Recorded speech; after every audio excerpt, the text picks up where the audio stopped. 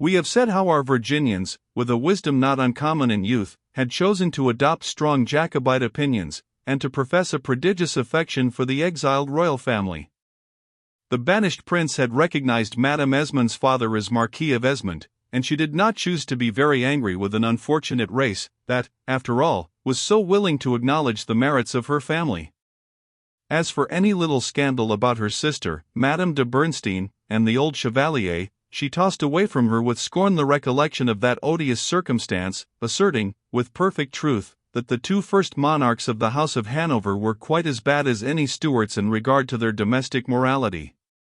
But the king de facto was the king, as well as his majesty de jure. De facto had been solemnly crowned and anointed at church, and had likewise utterly discomfited de jure, when they came to battle for the kingdom together. Madame's clear opinion was, then, that her sons owed it to themselves as well as the sovereign to appear at his royal court. And if his majesty should have been minded to confer a lucrative post, or a blue or red ribbon upon either of them, she, for her part, would not have been in the least surprised. She made no doubt but that the king knew the Virginian Esmonds as well as any other members of his nobility. The lads were specially commanded, then, to present themselves at court, and, I dare say, their mother would have been very angry had she known that George took Harry's laced coat on the day when he went to make his bow at Kensington. 100 years ago the king's drawing-room was open almost every day to his nobility and gentry, and loyalty, especially since the war had begun, could gratify itself a score of times in a month with the august sight of the sovereign. A wise avoidance of the enemy's ships of war, a gracious acknowledgment of the inestimable loss the British Isles would suffer by the seizure of the royal person at sea, caused the monarch to forego those visits to his native Hanover which were so dear to his royal heart, and compelled him to remain, it must be owned, unwillingly amongst his loving Britons. A Hanoverian lady, however, whose virtues had endeared her to the prince, strove to console him for his enforced absence from Herrenhausen. And from the lips of the Countess of Walmoden, on whom the imperial beneficence had gracefully conferred a high title of British honor, the revered defender of the faith could hear the accents of his native home.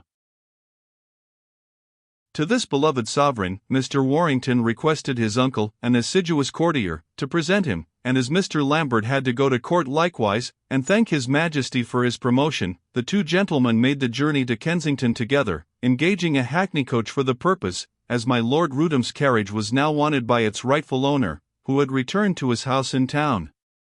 They alighted at Kensington Palace Gate, where the sentries on duty knew and saluted the good general, and hence modestly made their way on foot to the summer residence of the sovereign.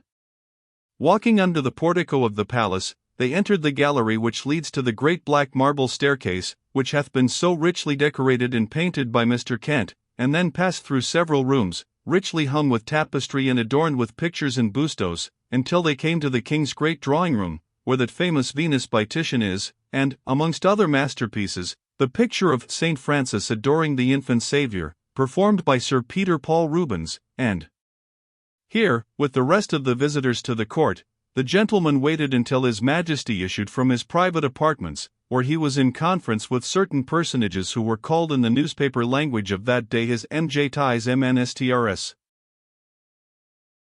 George Warrington, who had never been in a palace before, had leisure to admire the place, and regard the people round him.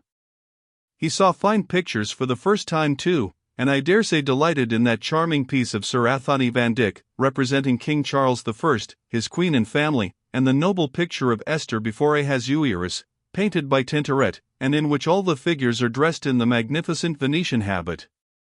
With the contemplation of these works he was so enraptured, that he scarce heard all the remarks of his good friend the general, who was whispering into his young companion's almost heedless ear the names of some of the personages round about them. "Yonder," says Mr. Lambert, "are two of my lords of the Admiralty, Mr. Gilbert Elliot and Admiral Boscawen, your Boscawen, whose fleet fired the first gun in your waters 2 years ago. That stout gentleman all belated with gold is Mr. Fox, that was minister, and is now content to be paymaster with a great salary. He carries the Orry fames on his person. Why, his waistcoat is a perfect potasse," says George.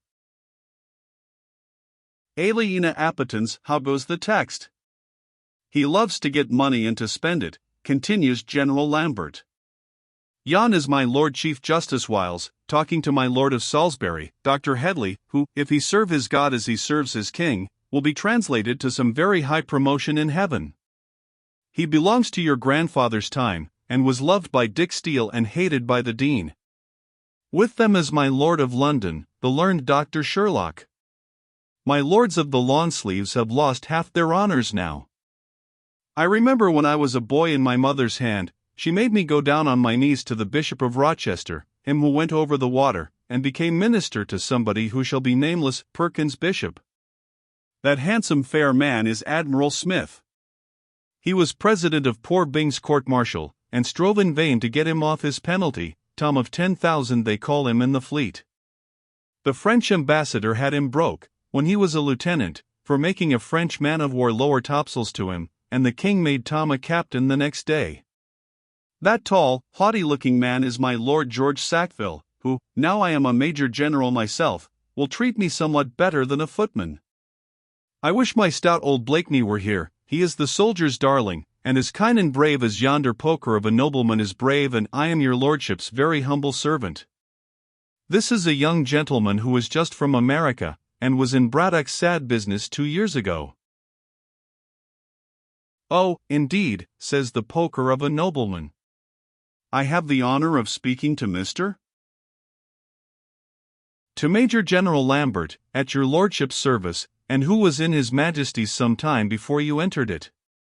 That, Mr. Warrington, is the first commoner in England, Mr. Speaker Onslow. Where is your uncle? I shall have to present you myself to his Majesty if Sir Miles delays much longer. As he spoke, the worthy general addressed himself entirely to his young friend, making no sort of account of his colleague, who stalked away with a scared look as if amazed at the other's audacity. 100 years ago, a nobleman was a nobleman, and expected to be admired as such. Sir Miles's red waistcoat appeared in sight presently, and many cordial greetings passed between him, his nephew, and General Lambert, for we have described how Sir Miles was the most affectionate of men. So the general had quitted my Lord Rudham's house? It was time, as his lordship himself wished to occupy it? Very good. But consider what a loss for the neighbors. We miss you, we positively miss you, my dear General, cries Sir Miles. My daughters were in love with those lovely young ladies, upon my word, they were, and my Lady Warrington and my girls were debating over and over again how they should find an opportunity of making the acquaintance of your charming family. We feel as if we were old friends already, indeed we do, General, if you will permit me the liberty of saying so. And we love you, if I may be allowed to speak frankly, on account of your friendship and kindness to our dear nephews, though we were a little jealous, I own a little jealous of them, because they went so often to see you. Often and often have I said to my Lady Warrington, my dear, why don't we make acquaintance with the general? Why don't we ask him and his ladies to come over in a family way and dine with some other plain country gentlefolks? Carry my most sincere respects to Mrs. Lambert, I pray, sir, and thank her for her goodness to these young gentlemen. My own flesh and blood, sir, my dear, dear brother's boys. He passed his hand across his manly eyes, he was choking almost with generous and affectionate emotion. Whilst they were discoursing, George Warrington the while restraining his laughter with admirable gravity, the door of the king's apartments opened, and the pages entered, preceding his Majesty. He was followed by his burly son, His Royal Highness the Duke, a very corpulent prince, with a coat and face of blazing scarlet. Behind them came various gentlemen and officers of state, among whom George at once recognized the famous Mr. Secretary Pitt, by his tall stature, his eagle eye and beak, his grave and majestic presence. As I see that solemn figure passing, even 100 years off, I protest I feel a present awe, and a desire to take my hat off. I am not frightened at George II, nor are my eyes dazzled by the portentous appearance of His Royal Highness the Duke of Culloden and Fontenoy, but the great commoner, the terrible cornet of horse. His figure bestrides our narrow isle of a century back like a colossus, and I hush as he passes in his gouty shoes, his thunderbolt hand wrapped in flannel. Perhaps as we see him now, issuing with dark looks from the royal closet, angry scenes have been passing between him and his august master. He has been boring that old monarch for hours with prodigious long speeches, full of eloquence, voluble with the noblest phrases upon the commonest topics, but, it must be confessed, utterly repulsive to the little shrewd old gentleman, at whose feet he lays himself, as the phrase is, and who has the most thorough dislike for fine bowdry and for fine brose too. The sublime minister passes solemnly through the crowd, the company ranges itself respectfully round the wall, and His Majesty walks round the circle, his royal son lagging a little behind, and engaging select individuals in conversation for his own part. The monarch is a little, keen, fresh-colored old man, with very protruding eyes, attired in plain, old-fashioned, snuff-colored clothes and brown stockings, his only ornament the blue ribbon of his Order of the Garter. He speaks in a German accent, but with ease, shrewdness, and simplicity, addressing those individuals whom he has a mind to notice, or passing on with a bow. He knew Mr. Lambert well, who had served under His Majesty at Dettingen, and with his royal son in Scotland, and he congratulated him good-humouredly on his promotion. It is not always, His Majesty was pleased to say, that we can do as we like, but I was glad when, for once, I could give myself that pleasure in your case, General, for my army contains no better officer as you. The veteran blushed and bowed, deeply gratified at this speech. Meanwhile, the best of monarchs was looking at Sir Miles Warrington, whom His Majesty knew perfectly, as the eager recipient of all favours from all ministers, and at the young gentleman by his side. "Who is this?" the defender of the faith condescended to ask, pointing towards George Warrington, who stood before his sovereign in a respectful attitude, clad in poor Harry's best embroidered suit. With the deepest reverence Sir Miles informed his king that the young gentleman was his nephew, Mr. George Warrington, of Virginia, who asked leave to pay his humble duty. "This, then, is the other brother," the venerated prince deigned to observe. "He came in time, else the other brother would have spent all the money. My Lord Bishop of Salisbury, why do you come out in this bitter weather?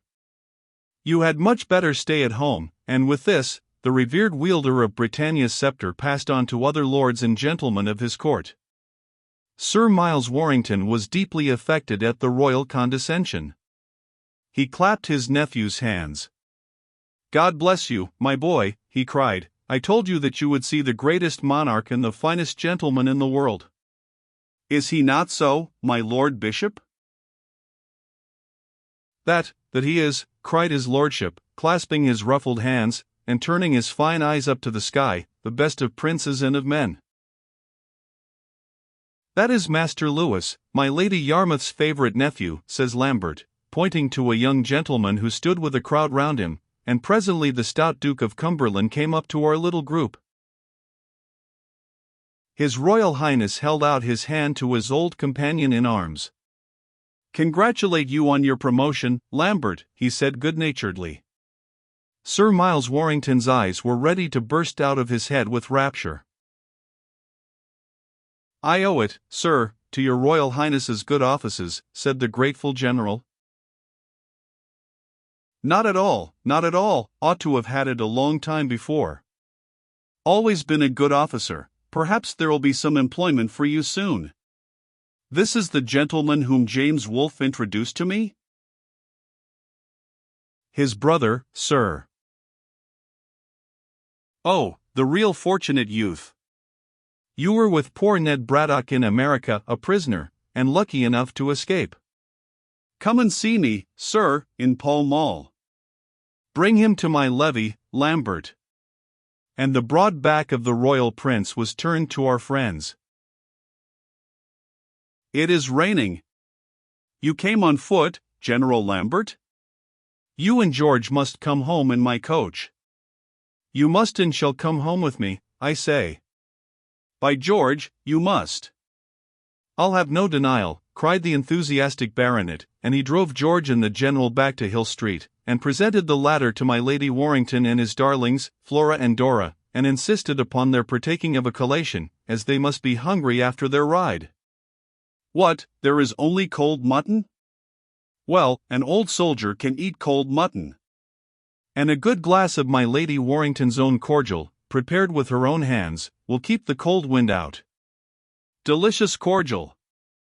Capital mutton. Our own, my dear General, says the hospitable baronet, our own from the country, 6 years old if a day. We keep a plain table, but all the Warringtons since the Conqueror have been remarkable for their love of mutton, and our meal may look a little scanty, and is, for we are plain people, and I am obliged to keep my rascals of servants on board wages. Can't give them 7-year-old mutton, you know. Sir Miles, in his nephew's presence and hearing, described to his wife and daughters George's reception at court in such flattering terms that George hardly knew himself, or the scene at which he had been present, or how to look his uncle in the face, or how to contradict him before his family in the midst of the astonishing narrative he was relating. Lambert sat by for a while with open eyes. He, too, had been at Kensington. He had seen none of the wonders which Sir Miles described. We are proud of you, dear George. We love you, my dear nephew, we all love you, we are all proud of you. Yes, but I like Harry best, says a little voice. Not because you are wealthy. Scrooby, take Master Miles to his governor. Go, dear child. Not because you are blessed with great estates and an ancient name, but because, George, you have put to good use the talents with which heaven has adorned you, because you have fought and bled in your country's cause, in your monarch's cause, and as such are indeed worthy of the favor of the best of sovereigns. General Lambert, you have kindly condescended to look in on a country family, and partake of our unpretending meal. I hope we may see you some day when our hospitality is a little less homely. Yes, by George, General, you must and shall name a day when you and Mrs. Lambert, and your dear girls, will dine with us. I'll take no refusal now, by George the First won't, ball's the night. You will accompany us, I trust, to my drawing-room, says my lady, rising. Mr. Lambert pleaded to be excused, but the ladies on no account would let dear George go away. No, positively, he should not go. They wanted to make acquaintance with their cousin. They must hear about that dreadful battle and escape from the Indians. Tom Claypool came in and heard some of the story. Flora was listening to it with her handkerchief to her eyes, and little Miles had just said, "Why do you take your handkerchief, Flora? You're not crying a bit." Being a man of great humor, Martin Lambert, when he went home, could not help entertaining his wife with an account of the new family with which he had made acquaintance. A certain cant word called humbug had lately come into vogue. Will it be believed that the General used it to designate the family of this virtuous country gentleman? He described the eager hospitalities of the father, the pompous flatteries of the mother, and the daughter's looks of admiration, the toughness and security of the mutton, and the abominable taste and odor of the cordial, and we may be sure Mrs. Lambert contrasted Lady Warrington's recent behavior to poor Harry with her present conduct to George. "Is this Miss Warrington really handsome?" asks Mrs. Lambert. "Yes, she is very handsome indeed, and the most astounding flirt I have ever set eyes on," replies the General. "The hypocrite!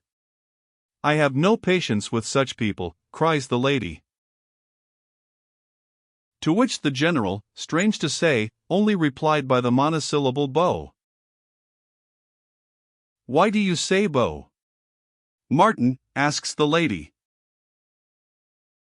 "I say beau to a goose, my dear," answers the General. And his wife vows she does not know what he means, or of what he is thinking, and the General says, "Of course not.